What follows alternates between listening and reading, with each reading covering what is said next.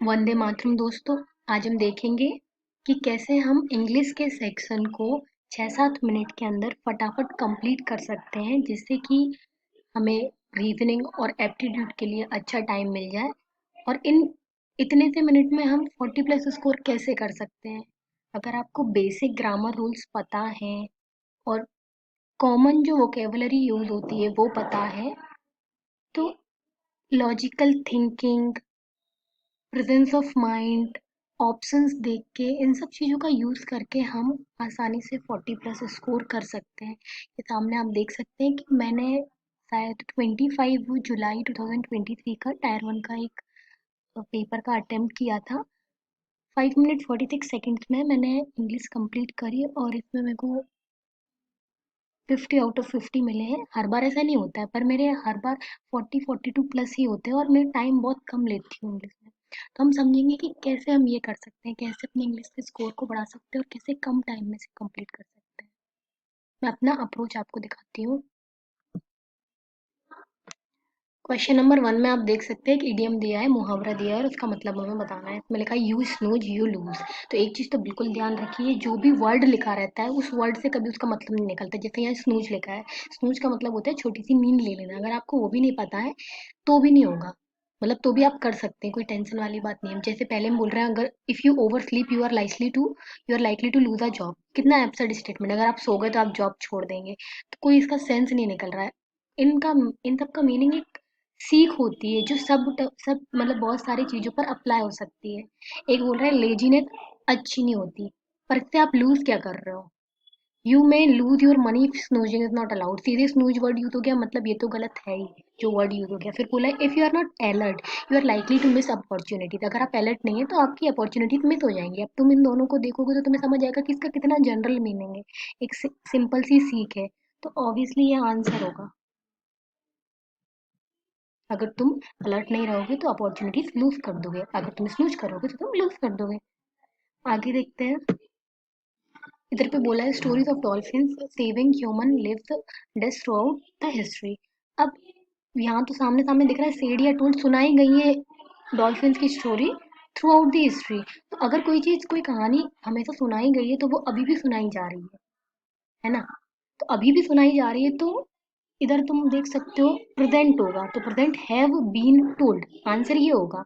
पर आप देख सकते हो एक ऑप्शन तो पहले हट रहा है टोल्ड वाला, क्योंकि आप देख रहे हो 3 ऑप्शन सेम है, have been said and had been said. फिर आप देख सकते हो कि दो में हैव बीन है, तो चांस ज़्यादा है कि हैव बीन वाला आंसर होगा। अब सेड और टोल्ड में अंतर होता है। सेड मतलब बोलना होता है, टोल्ड मतलब सुनाना होता है, किसी को कुछ कहना। तो स्टोरीज टेल करी जाती है, स्टोरीज से नहीं करी जाती। ठीक है, इस लॉजिक से हम कर सकते हैं। ये क्वेश्चन आप देख सकते हो सिर्फ 51% लोगों ने सही करा है, तो यहाँ पर एज है हमारे पास कि हम और अच्छा स्कोर कर सकते हैं। अगले क्वेश्चन में जैसे बोला है इस वर्ड का सिनोनिम बताना है। सिनोनिम का मतलब सेम मीनिंग, एक्सटिंक्ट। वैसे तो पता होना चाहिए कॉमन वर्ड है एक्सटिंक्ट की, वो चीज़ खत्म हो गई है। अब इसका सिनोनिम बताएंगे तो जब ऑप्शन पढ़ेंगे तो वेनिस का मतलब ही होता है वो चीज़ वहां से चले जाओ। इवन अगर आपको नहीं आता एक्सटिंक्ट का मतलब, आप ऑप्शंस को देखिए। आप ऑप्शंस में देख सकते हैं एक लिविंग वर्ड है, एक एक्टिव वर्ड है, ये दोनों पॉजिटिव वर्ड्स दिख रहे हैं। ठीक है, फिर Venice is like something negative. Vibrant, हम कहते हैं वाइब्रेंट कलर से, तो ये भी पॉजिटिव। जब हम ऑड वन आउट देखते हैं ना तब भी कई बार आंसर मिल जाता है। तो यहाँ पर अगर आपको मतलब भी नहीं पता होता तो आप देख सकते थे this three are positive words and this sound something negative. फिर अगला देखते हैं ग्लोरीफाई। ग्लोरीफाई का मतलब भी पता होना चाहिए। हम बोलते हैं हिस्ट्री को ग्लोरीफाई किया, तो मतलब किसी की तारीफ करना, किसी के बारे में कुछ अच्छा बताना। अगर ये पता है तो आप ऑब्वियसली प्रेज पे आ जाएंगे। प्रेज मतलब तारीफ। सिंप्लीफाई स्टूपीफाई नहीं पता मतलब तो कोई सेंस भी नहीं है पता करने का। स्ट्रेंथ एंड स्ट्रांग बनाना किसी चीज को, सिंप्लीफाई आसान करना, और प्रेज तारीफ करना। तो यहाँ आपको मतलब पता होना चाहिए था।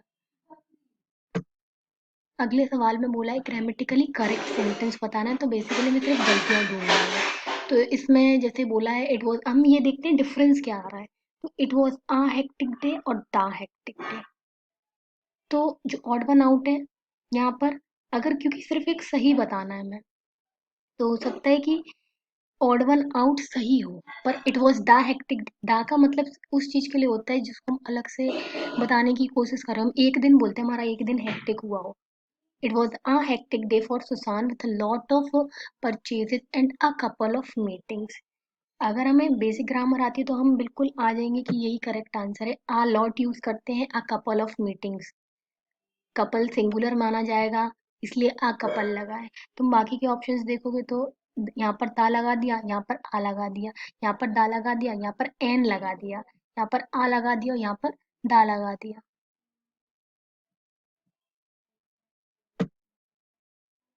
अगले ऑप्शन में बोला है पैसिव वॉइस में कन्वर्ट करना है, तो इसमें ज़्यादा टाइम वेस्ट नहीं करते, हम सिर्फ ये देखते हैं कि क्या वर्ब में चेंज आएगा। Each member of the literary club submitted. Submitted से हमें क्या समझ में आ रहा है, पास्ट टेंस में है। और जब हमें पता है कि ये सिंपल पास्ट में है तो पैसिव में ये सिर्फ और सिर्फ वॉज सबमिटेड या वर सबमिटेड बन जाएगा।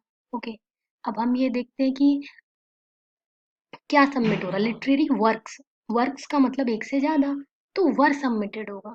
तो जब तुम यहाँ पर देखो सीधे सीधे तुम्हें वर सबमिटेड ऑप्शन में दिख रहा है, ज्यादा सोचने की जरूरत ही नहीं, पूरा पढ़ने की जरूरत नहीं। अब ये ऐसे वर्ड्स हैं जिनकी सेम स्पेलिंग और प्रोनाउंसिएशन है पर डिफरेंट मीनिंग है, तो ये हमें पता होना चाहिए, होमोनिम्स होते हैं। ओके, एक्रोनिम वो छोटे फॉर्म में बना देते हैं, सिनोनिम एंटोनिम तो हम सबको ही पता होता है। फिर इसको अरेंज करना है सेंटेंस में, सिर्फ 25% लोगों ने कर पाए। जब बड़े सेंटेंस होते हैं ना तो हम ज़्यादातर गलती कर देते हैं। इसमें देखो एक ट्रिक ये यूज होती है, हम ऑप्शंस देखते हैं सबसे पहले, तो ऑप्शन में हमें दिख रहा है ए 2 बार आ रहा है, तो चांस है कि ए सही हो सकता है, ए शुरुआत में हो सकता है। फिर हम आगे देखते हैं ए में, तो सी भी, ए के बाद सी, ए के बाद सी, तो थोड़े चांस और बढ़ जाते हैं कि इन्हीं दोनों में से एक आंसर होगा। तो हम क्या करते हैं, एक बार पढ़ के देख लेते हैं ए और सी को साथ में। Through the development of technologies, telecommunication, transportation, and other areas, globalization has developed very quickly in last few decades, resulting in economic, social, political, cultural integration on a global scale. ये जो सेंटेंस है ये बिल्कुल starting sentence जैसा लग रहा है, कुछ ऐसा नहीं है कहीं बीच से शुरू हुआ हो। फिर हम सी पढ़ के देखते हैं, globalization has made significant positive contribution to economic all across the world. तो सी भी हमें ऐसा लग रहा है कि ये भी एक स्टार्टिंग सेंटेंस हो सकता है ना। तो अगर सी स्टार्टिंग सेंटेंस यहाँ पे दिख रहा है तो चांस ये है कि ये भी सही हो सकता है, ये भी एक जनरल स्टेटमेंट है। पर जैसे फॉर एग्जाम्पल लिखा है तो ये तो कभी भी स्टार्टिंग सेंटेंस नहीं हो सकता। ये बी लिखा है, ऑल दो टेक्नोलॉजी हैज बोथ पॉजिटिव और हार्मफुल साइड्स। जब टेक्नोलॉजी की बात शुरू ही नहीं हुई और आप बोल रहे हैं कि टेक्नोलॉजी के पास हार्मफुल और पॉजिटिव दोनों साइड्स है, तो ये भी स्टार्टिंग सेंटेंस नहीं हो सकता है, ये कंटिन्यूइंग सेंटेंस है।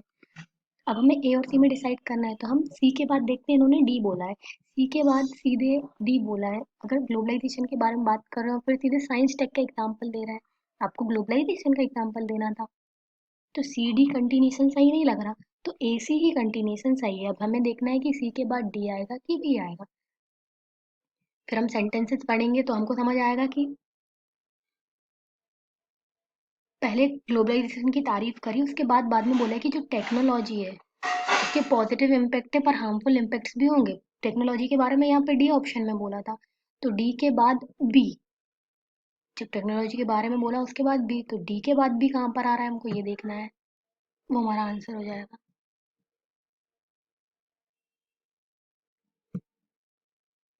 फिर बोला है एंटोनिम बताना है एब्सर्ड का, तो वैसे तो ये पता होना चाहिए एब्सर्ड का मतलब होता है कोई भी वेग की जिसका कोई सेंस नहीं है। ओके, तो इधर पे सेंसिबल उसका अपोजिट हो जाएगा कि कुछ सेंस है।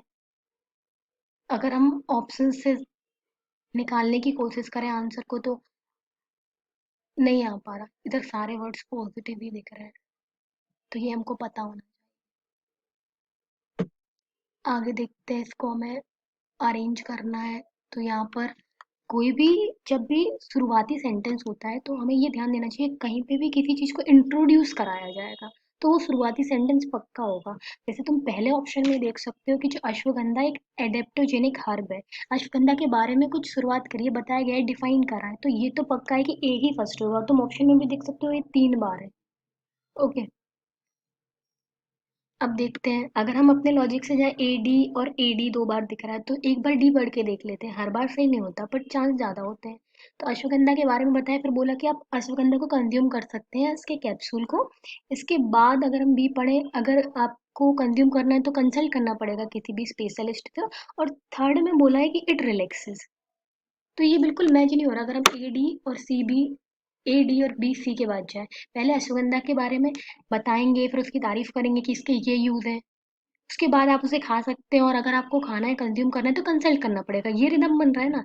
ए, फिर उसकी तारीफ की, उसका क्या यूज है, ए सी, देन डी आप यूज कर सकते हैं, पर यूज करने से पहले कंसल्ट करें। ए सी डी बी, ए सी डी बी। कोई भी पैराग्राफ होता है तो उसमें ऐसे ही बताते हैं ना, पहले क्या चीज है, फिर उसके क्या यूज होते हैं, फिर अगर उसमें कुछ हार्मफुल इफेक्ट्स हो तो उसके बारे में बताएंगे। अब यहाँ पर एंटोनिम बताना है, उल्टा बताना है, और अगर आप अब फॉरबिड है, नहीं पता मतलब, फिर भी आप एक बार सेंटेंस पढ़िए, आपको समझ आ जाएगा कि उस वर्ड का क्या मतलब हो सकता है। Her parents forbid her to marry her lover. अब या तो अलाउ करा होगा या मना करा होगा। हम ऑप्शंस देखते हैं। ऑप्शंस में तो आप देखोगे कि तीन जो होंगे वो एक ही मतलब के निकलेंगे। प्रिवेंटेड मना किया, रिफ्यूज मना किया, डिक्लाइन मना किया। अब इन तीनों में से तो कोई हो नहीं सकता, क्योंकि तीनों का ही एक ही मतलब है। तो फिर क्या ऑड वन आउट बचा, अलाउड। हमें मतलब नहीं पता, फिर भी हमने कर लिया। आगे देखते हैं, यहाँ पर बताना है टू।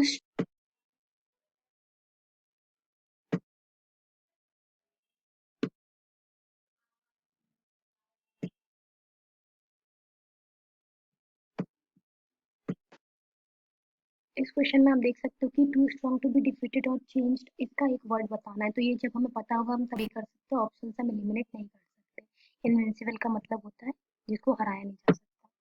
फिर अगले में देखते हैं पैसिव वॉइस में बताना है। तो सबसे पहले हम देखेंगे क्या लिखा है, हैव अडॉप्टेड।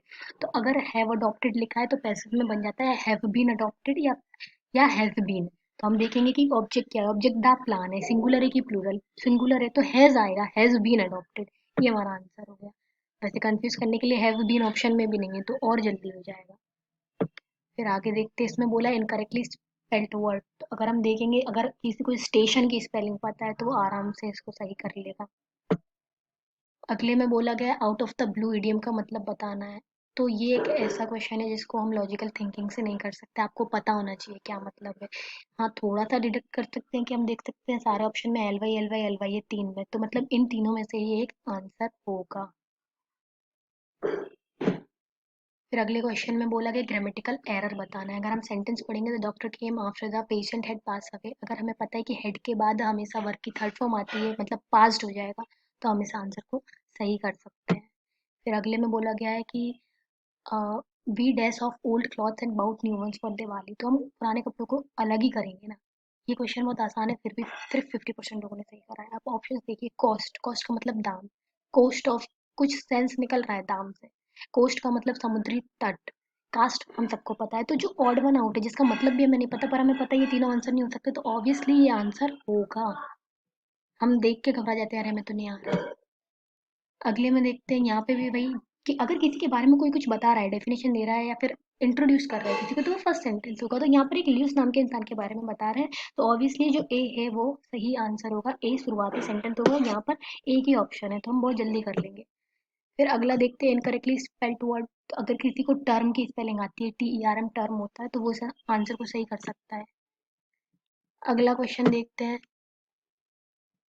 इसमें बोला गया the boxer showed audacity by agreeing to fight the champion.